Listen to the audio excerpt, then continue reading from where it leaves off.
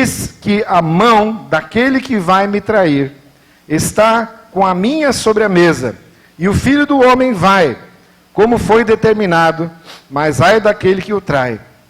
E eles começaram então a perguntar entre si qual deles iria fazer aquilo.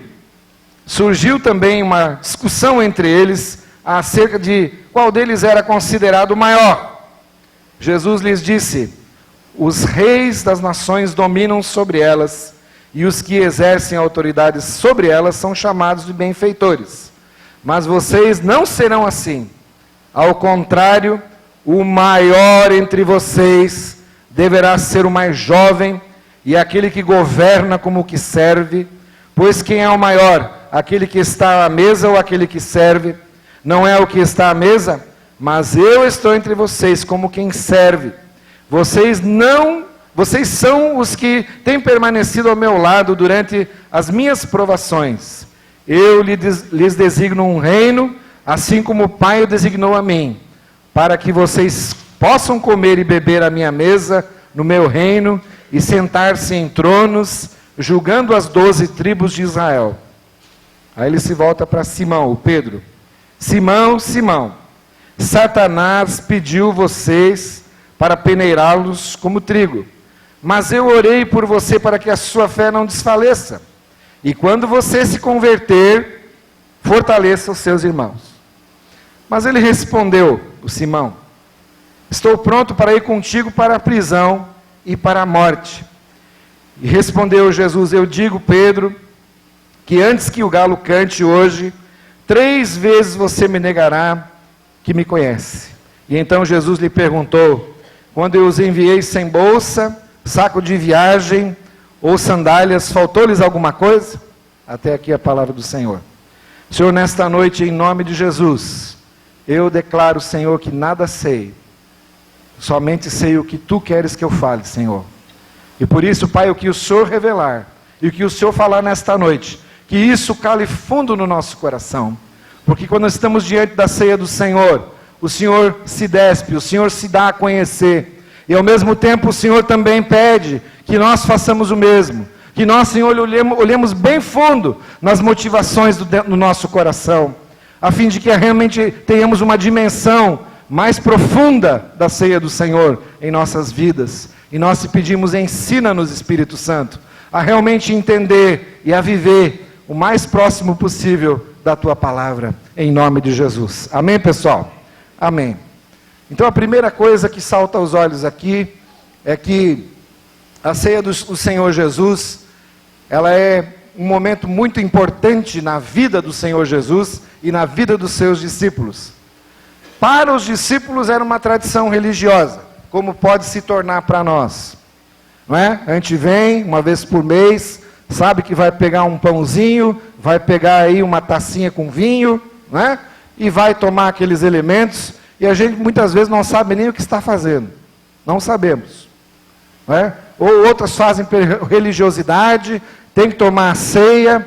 Alguns acham que com isso o perdão dos pecados é garantido.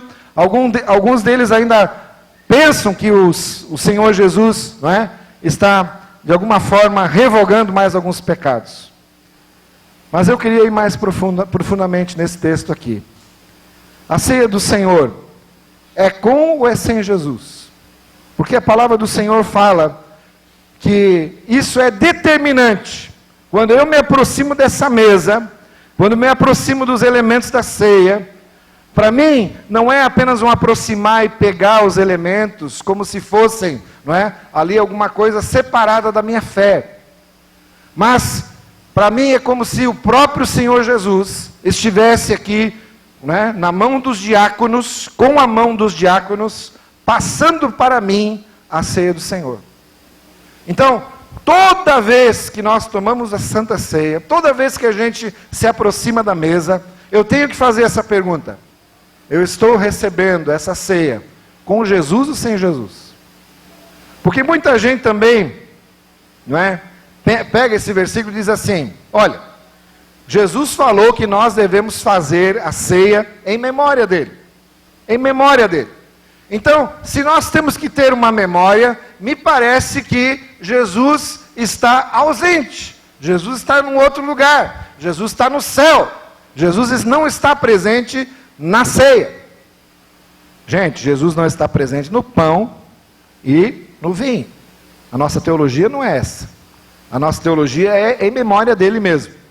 Mas Jesus está presente na ceia do Senhor, não é? Profundamente. O Senhor Jesus está aqui conosco. Por isso, na última ceia antes da sua morte, né, ele mesmo declarou que ele estaria conosco todos os dias. E a próxima ceia seria a dele, não é? Somente no dia da vitória do reino de Deus. Por enquanto ele está implantando esse reino em cada coração que recebe Jesus. Em cada pessoa que está recebendo Jesus, ele está implantando o seu reino. Então não é uma memória como se Jesus estivesse ausente de nós, mas sim uma memória de que ele sim está presente todos os dias na minha vida, mesmo quando eu não percebo, mesmo quando eu venho tomar a ceia e aquilo já se tornou um ritual para mim. Muitas igrejas também assumem o papel de Jesus na ceia. Ou seja, arrogam para si o direito de dizer quem vai cear e quem não vai cear. Por um lado isso é saudável, é bom, mas Jesus sempre nos surpreende. Ele sempre nos surpreende. Ou ele não deu o pão e o cálice para Judas Iscariotes? Sim ou não? Jesus nos surpreende. Aí a gente quer fazer assim, ó, não, é só para a gente assim, assim, assim, assim, assim. E Jesus também dá para o assado. Jesus dá para aquele que no nosso crivo, no crivo eclesiástico, a gente diria assim, esse aí, pelo amor de Deus, né? Esse cara não é digno. Esse homem jamais poderia tomar a Santa Ceia. Ele vai ser excluído, não é? Daqui da igreja dos santos 12 apóstolos.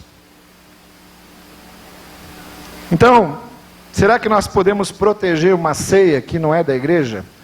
A ceia é do Senhor?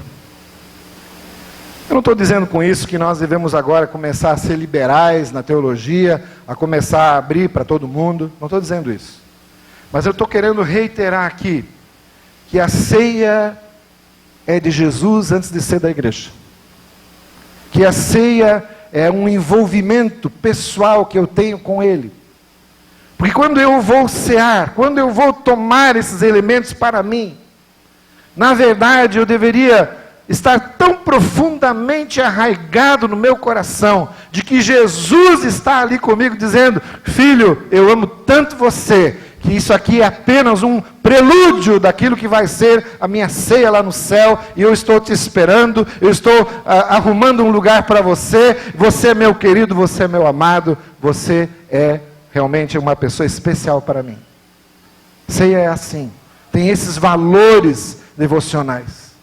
O Senhor Jesus estava querendo se desnudar diante deles e eles não estavam entendendo, porque iam para aquela ceia como um ritual judaico, como uma coisa que Jesus mandou preparar, não é? Se você ler uns versículos antes, e eles então foram até o local, acharam um local muito bonito e fizeram o papel dos diáconos ali, não é? Arrumaram tudo para Jesus. Mas, queridos, vamos mais profundo ainda. Cuidado, porque se Jesus não está ausente, ou se Ele está ausente, nós ficamos sós com os nossos pecados. A pior coisa é quando você vem para a Santa Ceia, e a sua semana foi uma semana difícil, ou uma semana onde você, talvez caíram algumas tentações na sua vida, e você chega aqui, não é, pensando assim, meu Deus, será que Jesus está presente hoje à noite neste lugar? Ou será que Jesus realmente saiu, não é? Eu saí da comunhão dele, e agora eu vou tomar essa ceia? Não, é melhor eu ficar sentado. Tem esse negócio de ficar sentado, que é um negócio estranho. E na nossa igreja nós já estamos arrumando jeito até, não é? Colocando aqui a uva, que as crianças assim, e alguns adultos como eu, adoram. É ou não é, pessoal? Todo mundo, amém, né, pessoal? Todo mundo já está olhando para isso. Criancinha pequena fica olhando. Por que a gente colocou uva? Para mostrar que ceia do Senhor é algo que deve chamar a nossa atenção, sim, e muito, porque Jesus está presente. E aí nós pedimos que as pessoas, não é, as crianças e aqueles que ainda não foram batizados nas águas, peguem também uma uva, para lembrar de que o amor de Deus é tão grande, que Ele quer que todos estejam perto dEle, lembrando dEle. Porque se você não tem Jesus, se você vive nessa ausência de Jesus a semana toda, e só aqui lembra de que Jesus está presente, você fica realmente sozinho com seus pecados. Se Jesus não está ausente, se ele está ausente da sua vida a semana toda, e presente só aqui, ficamos com o mesmo espírito daqueles que estavam na ceia, aquele espírito de ver assim, quem é o traidor, cara, é você, o João, é você, Mateus, quem sabe, e ficavam um olhando para o outro, com uma cara assim, né, de profundo, né, constrangimento, porque um olhava para o outro e dizia, será que seria eu, será que seríamos todos nós? Ou seja, se Jesus não é o foco principal, ficam só os pecados, e ficamos nós com essa sensação de que qualquer um de nós poderia trair Jesus, poderia fazer dele o que bem quisesse, porque o foco não é ele. Como disse a Ana Lúcia hoje à noite, muito bem aqui. O foco muitas vezes somos nós. Jesus preparando uma ceia para nós. Querido, o foco da ceia não é você, o foco da ceia é Jesus. Amém? Ele é o Cristo que estava sendo, não é, que estava preparando um momento ali com eles, para dizer a eles, com uma metáfora, de que ele estaria logo, logo indo para a cruz. Logo, logo, né, vertendo a sua vida por nós. Se Jesus está ausente, se Jesus está ausente da tua semana, e você só tem essa consciência aqui, de que Jesus vive em você, nós ficamos forçando a nossa memória de algo que nós nunca vimos. Você nunca viu Jesus. Por mais que o Rafael, né, aquele grande pintor, tentasse colocar em tintas maravilhosas lá no Museu do Louvre, eu vi um dia, não é, as maravilhas de Jesus, colocar Jesus em todas as situações, ainda assim é forçar muito a memória. Querido, eu nunca vi Jesus, você nunca viu Jesus. Talvez você ouviu em sonho, talvez numa visão, mas não é todo mundo que tem sonhos e visões de Jesus. Então, querido, é pela graça e pela fé que você começa a entender que essa memória que Jesus está querendo que você tenha da ceia do Senhor, é que Ele está presente na sua vida quando você desce aquela escada ali, e você vai para casa, e você tem um filho ali que não crê na palavra. Você talvez tenha uma família que rejeita você. E você tem uma série de pessoas que trabalham ao seu redor, e talvez você seja o único cristão. É lá no meio, lá, que você tem que levar essa memória de que o Senhor Jesus ainda continua amando, fortalecendo você, dando capacidade para você, dando intrepidez, dando o Espírito Santo, para que você jamais esqueça de que Jesus nunca estará ausente da sua vida. Jamais estará. Ele não pode trair a si mesmo. Se Ele disse que vai estar todos os dias presente, Ele vai estar. Então agora, nós vamos entrar nessa parte, voltando lá, depois da ressurreição. Tu já está um pouquinho na frente lá. Depois da ressurreição, volta lá. Tá? O que nós vemos depois da ressurreição? Se você perceber, o que Jesus fez depois da ressurreição, é ir atrás dessa cambada de discípulo, que sumiu, né, que ficava, não é, atrás não é, dentro de 4 paredes, atrás das portas fechadas, tentando se esconder de uma possível prisão dos romanos. O que Jesus fazia? Jesus ressuscitou, Ele ia e aparecia para essas pessoas, e oferecia o quê? O pão da comunhão. Oferecia a ceia. Oferecia de novo essa memória de que Ele jamais estará ausente, mesmo quando estamos sendo perseguidos, mesmo quando as coisas não estão bem em casa, mesmo quando as pessoas, não é, nos rejeitam. O Senhor Jesus estava querendo mostrar com isso, de que este gesto, né, de partir o pão, como no caminho de Emaús, na casa dos discípulos, ele estava presente e estará presente. Um dia fizeram uma pergunta, né?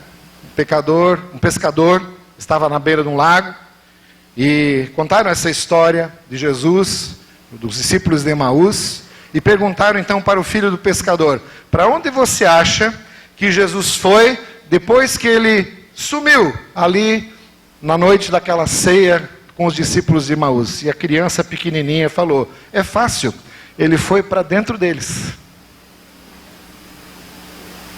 Aleluia! Foi para dentro deles, porque os olhos deles se abriram e se converteram realmente, e o coração deles ficou cheio de Jesus, e não só do pão e do cálice. Que resposta maravilhosa de uma criança pequena. Jesus então comia e bebia com eles, para reafirmar que assim como os elementos da ceia são visíveis, são coisas palpáveis, assim também eu estarei no espírito de vocês, e estarei aguardando vocês no dia em que o reino de Deus triunfar sobre o mal e sobre o pecado de maneira definitiva.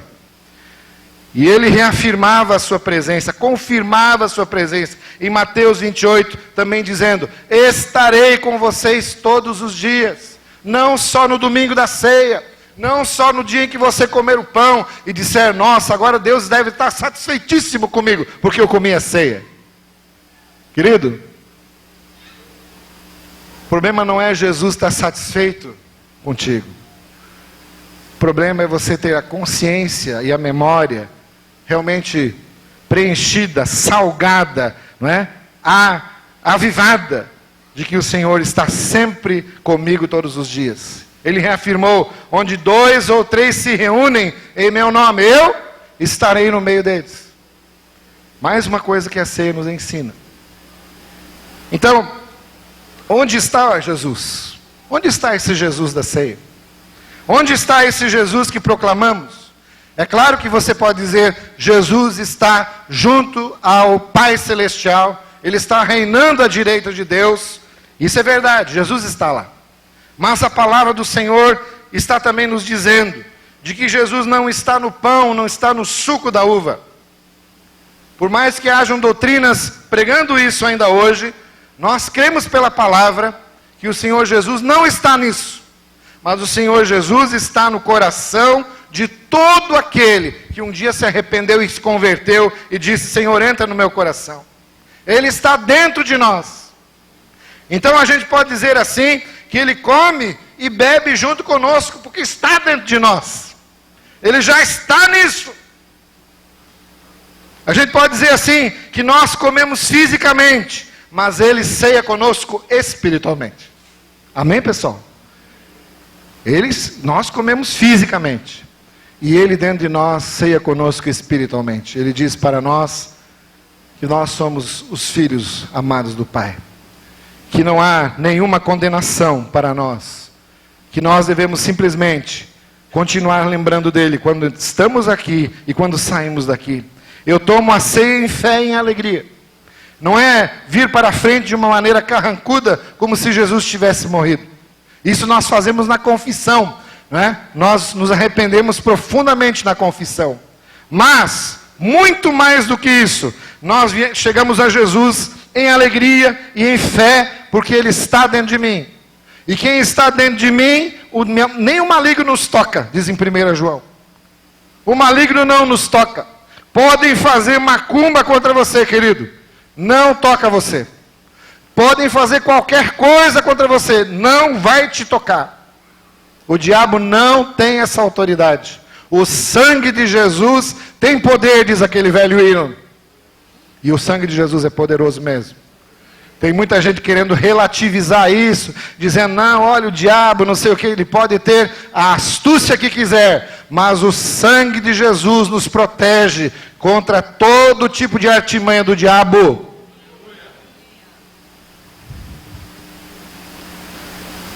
Mas foi uma ceia, do ponto de vista humano, muito trágica. Foi uma ceia terrível. Por quê? Porque desnudou os discípulos também. Não só desnudou Jesus, que queria estar com eles, viver com eles, viver dentro deles, não é? Firmar a sua fé, mesmo quando estaria ausente. Eles não estavam entendendo nada disso. Mas então os próprios discípulos foram desnudados. Eles mesmos, com as suas palavras, se traíam. Não é? Com as suas palavras se traiu. Como que foi isso, pessoal? Porque havia um traidor entre eles, com a mão na mesa.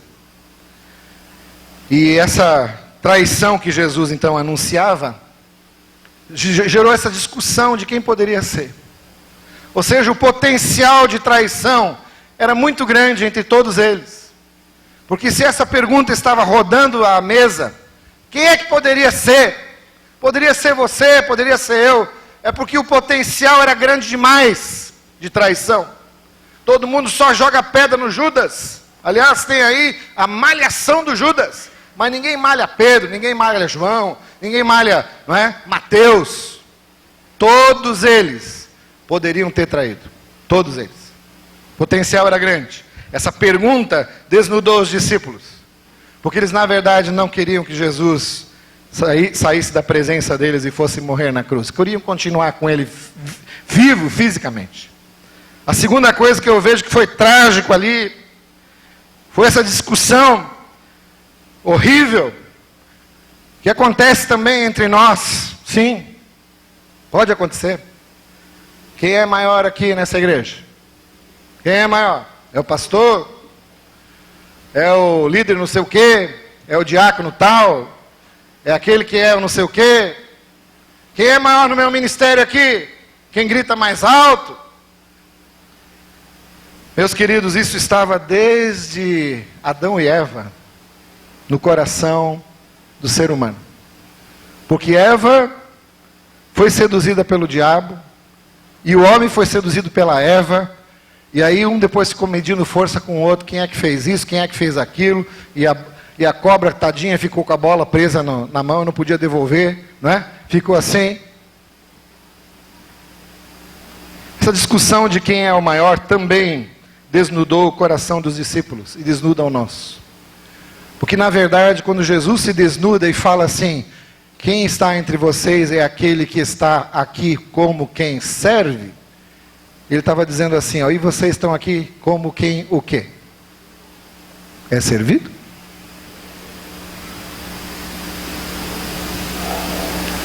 O Senhor Jesus, ele deu uma cacetada nos discípulos e eles não estavam percebendo. Eles não estavam percebendo de que a discussão ali, na verdade, estava diminuindo ainda mais o entendimento espiritual deles. E eles estavam, na verdade, precisando dessa peneira que ele anunciou logo para Pedro. E em razão disso ele advertiu Pedro, Pedro, olha só, você vai ser peneirado, querido. E a peneira é espiritual. Porque o Senhor não quer que fique no teu coração nada que seja superficial. Nada que esteja impedindo a tua relação com o Senhor. As superficialidades da tua vida, não é? Essas pacholices, como falava Machado de Assis, tem que sair. O pachola é o bobão, não é? É aquele que anda na vida espiritual, não é? Como se fosse, né, alguma coisa que não tem a ver com ele. É o pachola. Tá? O Senhor quer tirar as pacholices da nossa vida. E realmente o Pedro, não percebendo espiritualmente, não discernindo espiritualmente, deu uma ainda mais de pachola mesmo. Falou assim, não, eu vou até para a morte contigo. Que é isso? O homem era bom mesmo, né? O homem sabia falar. Mas, na verdade, essa trágica e última ceia nos demonstra exatamente quão incapazes nós somos de ver como Jesus vê as coisas. Jesus vê o nosso coração. Jesus aponta para nós o que a gente tem dentro do nosso coração. Quanta pretensão. Quanta coisa.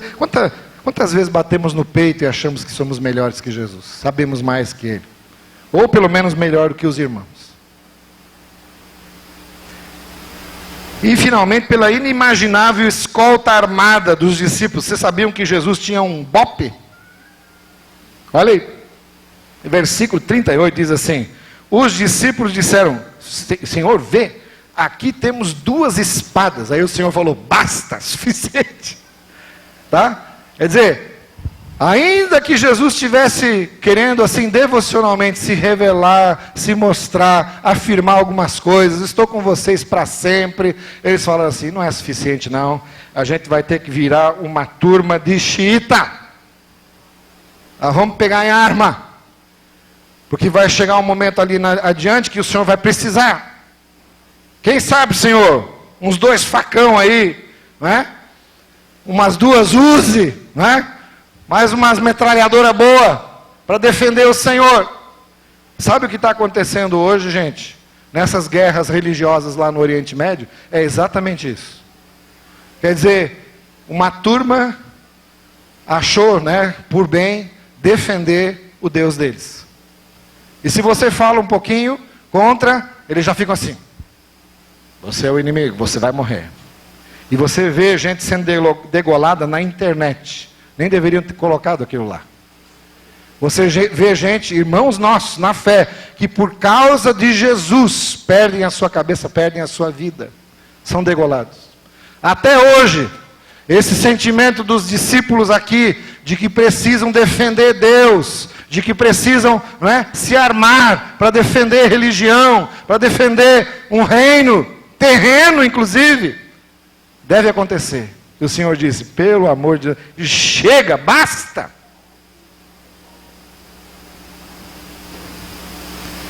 O Senhor Jesus não precisa do nosso xiitismo e do nosso fanatismo. O Senhor Jesus precisa de adoradores. E um adorador vive se curvando. Um adorador vive se chegando a Ele e dizendo, Senhor, seja feita a tua vontade. E a vontade do Senhor não é que você pegue uma arma e mate ninguém. Que trágico. Escolta armada de Jesus. E o pessoal não entendeu nada. Tanto é que depois foi. E quando Pedro realmente quis usar dessa escolta armada, pegou nessa arma, mirou no meio da cabeça do cara, porque não era na orelha, era no meio da cabeça. Mas ele, graças a Deus, errou. E acertou só a orelha do soldado. Porque, gente, você acha que ele ia desperdiçar um golpe? Não, ele queria acertar no meio da cabeça, acertou só na orelha. Olha, o xiitismo sempre fez parte da história da igreja. E da história de muitas religiões.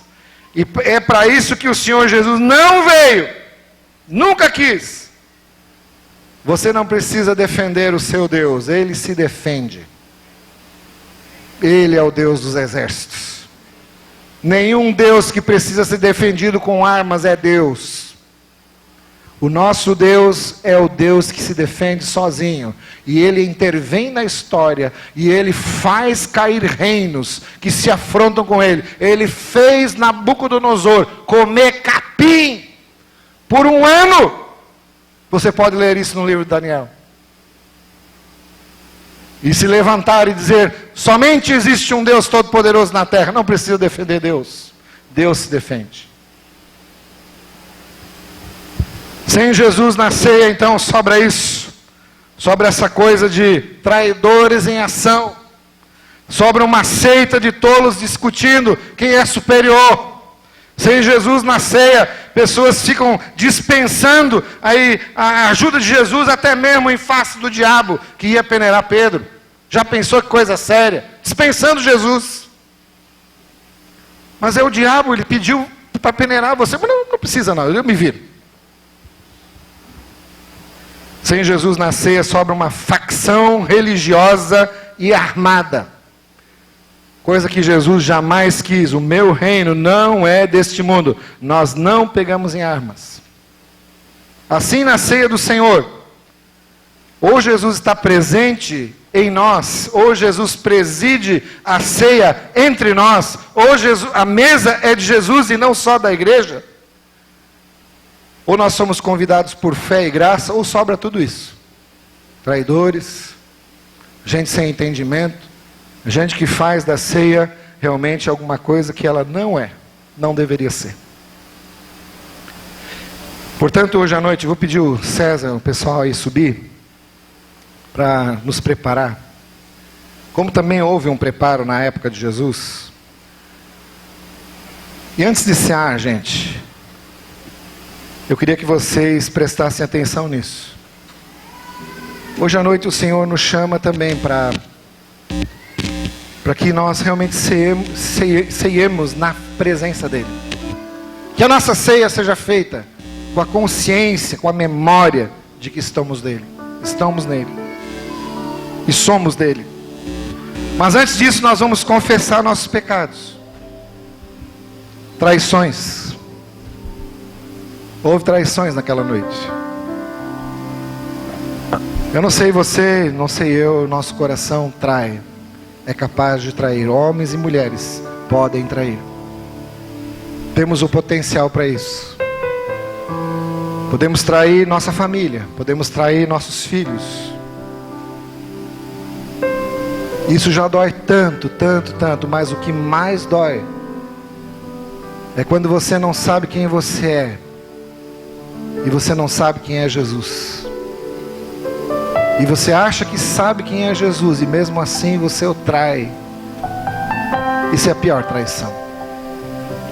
Em segundo lugar, a gente tem que confessar as presunções da nossa grandeza. A gente acha que é alguma coisa.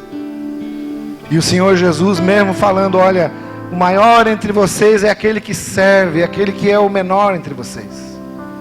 Esse será exaltado no reino. Então, querido, se o teu coração precisa de aprovação humana, precisa de louros, precisa de holofote, precisa de palmas, querido, começa a diminuir, para que o Senhor aumente em você. Diga para Ele, Senhor, que presunção a minha, que presunção. Terceira confissão, querido, a dependência da carne. Eu faço, eu vou, eu dou um jeito, eu vou na minha força. Pedro falando, Senhor, se preciso for, eu morro contigo. Isso é dependência da carne. O Senhor Jesus disse, você vai ser peneirado, Pedro, e só passa pela minha peneira quem é dependente meu, dependente do Senhor Jesus. Outra coisa que a gente tem que confessar aqui, pessoal, nesse texto é ingenuidade espiritual. É achar que podemos alguma coisa sem a presença de Jesus. Dá para fazer sem Cristo. Dá para fazer sem o toque e a palavra dele, sem as ordens dele. Querido, nós somos um exército. E o exército de Deus obedece ordens. Amém? Sim, Senhor. Sim, Senhor Jesus. Nós somos do exército de Deus. E você e eu somos apenas soldados. Não tem capitão, não tem coronel, nada aqui, pessoal. Todo mundo soldado de Jesus. E soldado diz, sim, Senhor Jesus. Amém? Sim, Senhor Jesus. E a outra coisa que nós temos que confessar, humanos que somos, é a violência latente no nosso coração. Como a nossa língua pode matar. Como nós sempre queremos nos defender, defender a nossa causa, defender as nossas verdades únicas. O nosso povo brasileiro, infelizmente, nós somos um povo violentíssimo. Um povo que mata adolescentes. Um dos povos que mais mata criança e adolescente na face da terra é o povo brasileiro. A violência é latente na sociedade. Onde é que você tem levado a sua ira, a sua birra, o seu lado obscuro? Onde é que você tem levado? Como é que você tem tratado isso, querido? A violência está latente dentro de nós, assim como estava no grupo dos discípulos. E aí o Senhor Jesus lembra no final, em Lucas 22, 29 e 30. Assim como meu Pai me confiou um reino, eu confio a vocês. Do jeito de Jesus. Assim como o Pai me confiou um reino, eu o confio a vocês. É pouco isso ou é muito? É muito. Um reino. Para que comam e bebam a minha mesa no meu reino. Quer dizer, O Senhor Jesus está dizendo: se você quer participar da ceia do Senhor, se você tem essa liberdade hoje à noite, você tem que se render a Ele. O reino é dele, não é seu. Ele o confiou a nós, mas dentro de um reino existe um rei ao qual nós temos que nos submeter, e esse rei é Jesus. O trono já é dele, e eu apenas me entrego, me submeto. Antigamente a igreja começou de joelhos, e hoje à noite eu peço que você se ajoelhe comigo. Quem não puder ajoelhar, Deus vai entender, e Deus não vai ficar: não ajoelhou. Não, não é isso. Mas quem puder se ajoelhar, vamos ajoelhar agora, confessar algumas coisas para Deus aí.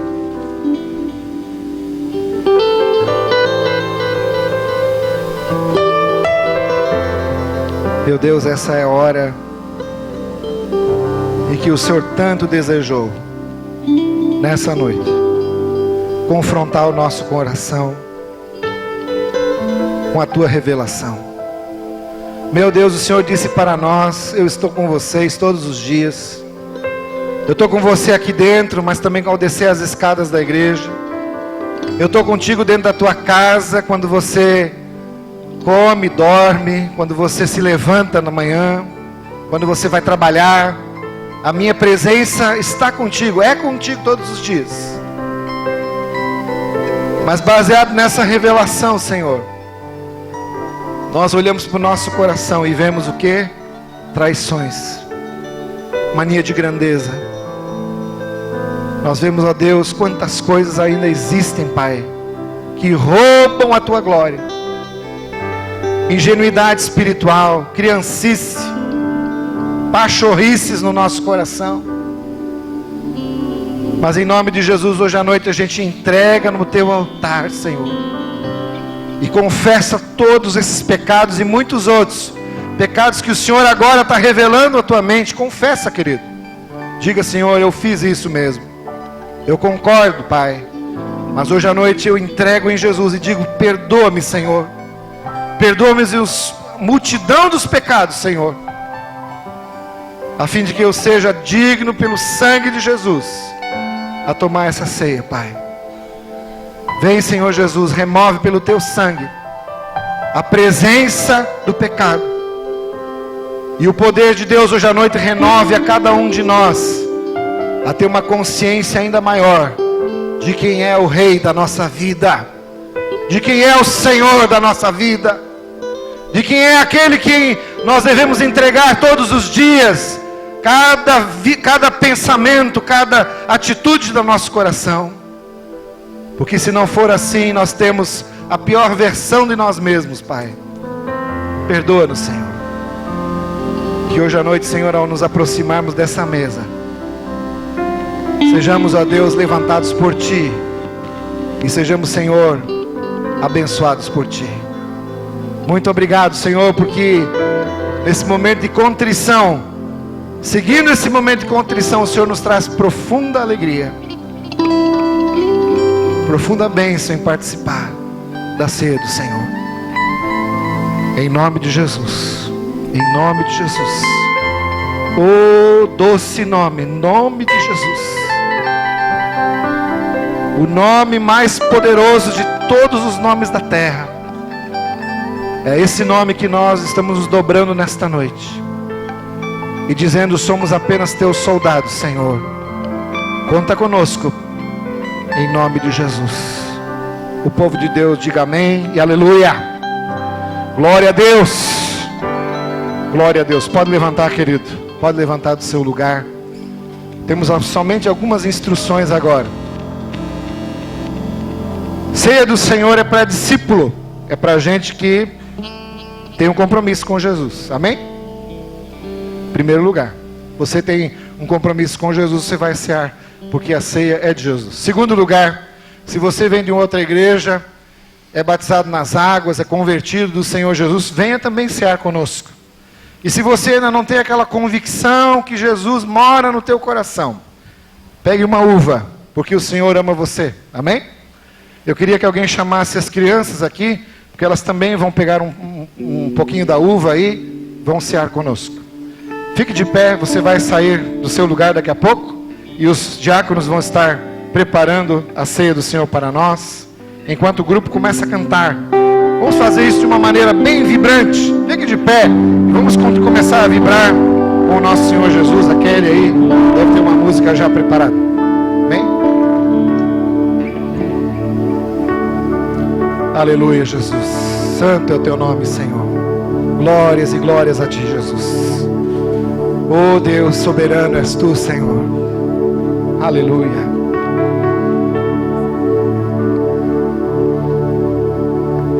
Digno é o Cordeiro que foi morto. Santo, santo Ele é. Pode sair do seu lugar pela direita, pela esquerda. Pode sair. Pegue um pedaço de pão. Pegue o cálice e espere. Ao que se assenta sobre o trono do céu.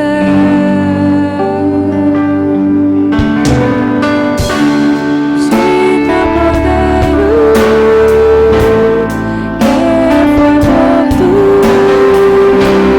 Santo, santo Ele é.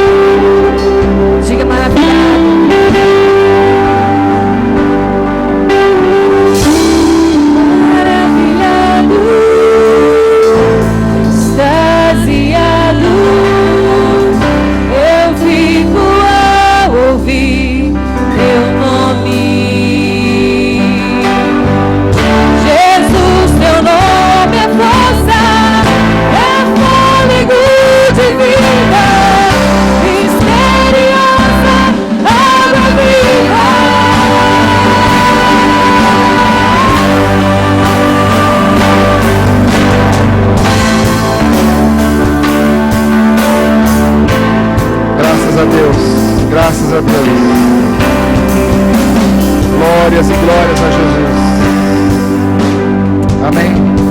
Todos receberam? Todos receberam? Quem não recebeu, dá um toque para nós aqui.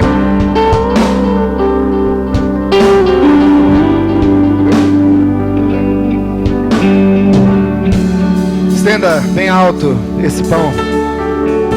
Senhor, nós te agradecemos porque o Senhor veio em carne nessa terra. O Senhor não é um espírito desencarnado.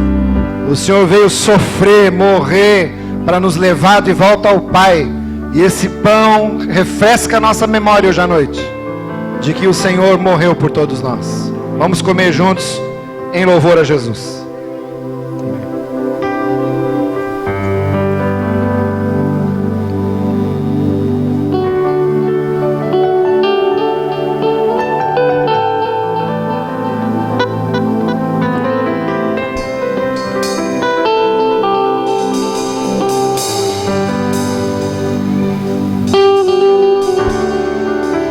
Você vai se aproximar de uma pessoa, o Espírito Santo vai liderar você, vai guiar você, para você se aproximar de uma pessoa, tá? Saia do seu lugar, encorajo até quem não tem, não é ninguém aí por perto, vá, se aproxime dessa pessoa, ninguém fica sozinho agora, é o momento de a gente se aproximar um do outro.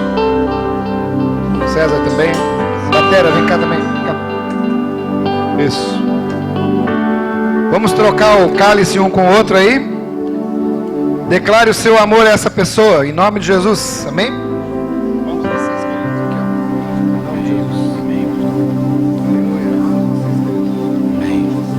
Aleluia. E vamos tomar juntos, em nome de Jesus, vamos tomar juntos. Pode passar o copinho para o meio, os diáconos vão estar recolhendo, mas não vai embora ainda não. Comece a orar pela pessoa que está do seu lado aí. Comece a orar.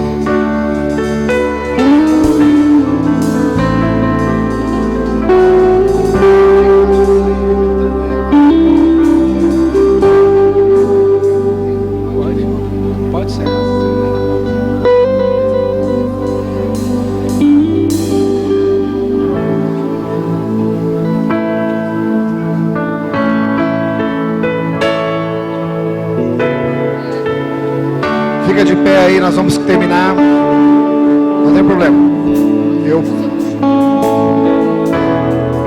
Glória, glória, aleluia. Mais alto, pessoal. Glória, glória, aleluia. Oh, glória. Glória, glória, aleluia.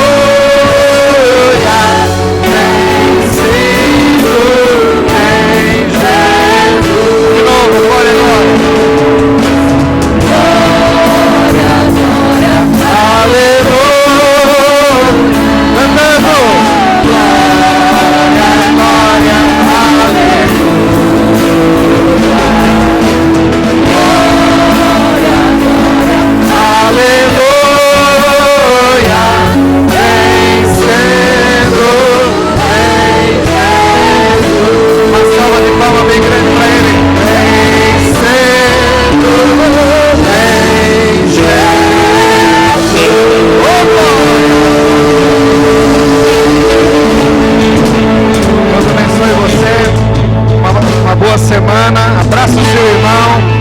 Abraça o seu irmão aí, uma boa semana a todos, em nome de Jesus. Amém.